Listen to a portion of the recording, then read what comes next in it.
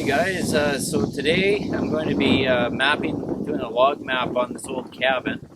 So basically, I'm going to be putting on these little aluminum forestry tags onto the ends of each of the logs, so when we pull the stack down, we can identify them. I've just been going through, checking out which logs are still good, which are rotten. I think we're probably a good chunk of them are rotten, but we're gonna take a look. We might end up having to just keep the logs that are good and do some kind of modified stack on them or whatever, just to get something. But we'll see what we got when we assess this whole thing.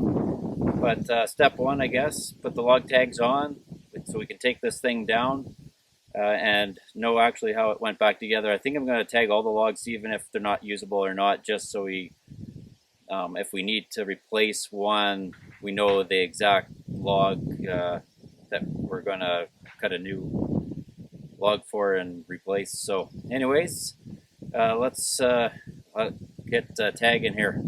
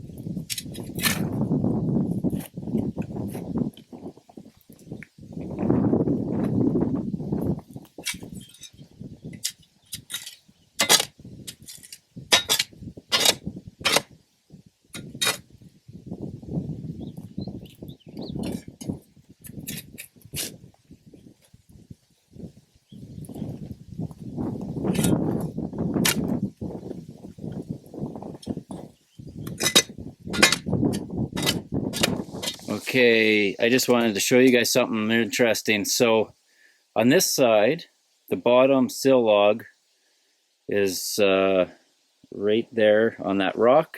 It's going the other way. But on this side,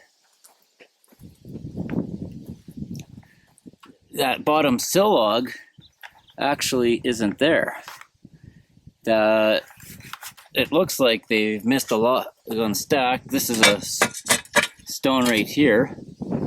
So this bottom log comes across sits on the stone, and they're missing that bottom sill log to match the other side. That's strange. I've never come across that before. But anyways, it doesn't matter. We can work around that. We're just got to keep taking an inventory of what good logs we have. And another little thing I found that was interesting.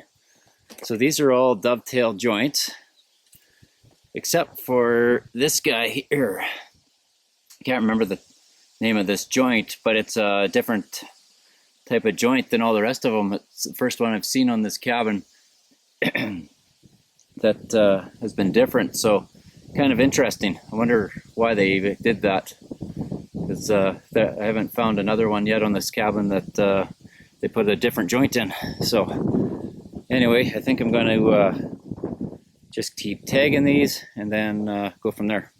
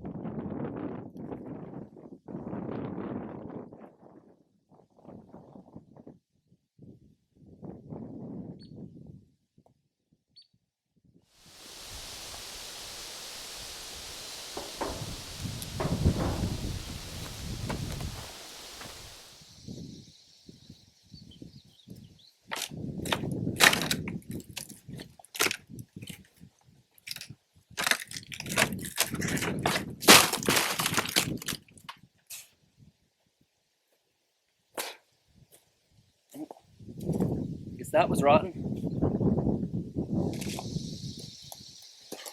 So even though this is completely rotten, I'm going to keep it because I still need the templates for the joints on the ends, but I'm not smart enough to do it without keeping this as a template. But we'll just keep taking the stack down a little bit at a time and document which logs are good and which ones are bad. Hopefully there's more good than bad, but I don't know. A lot of carpenter ants in here. We'll see.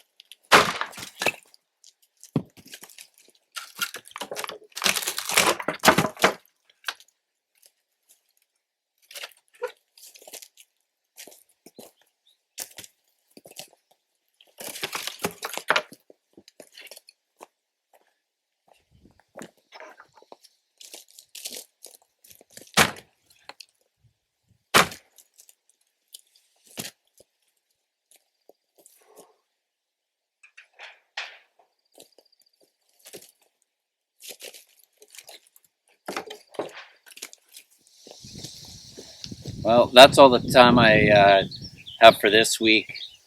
Normally, you wouldn't take down a roll or a whole wall or whatever. You'd go around, but there's no roof on this, and this stuff was just coming off anyway. A bunch of it's rotten, but these 3 logs were good.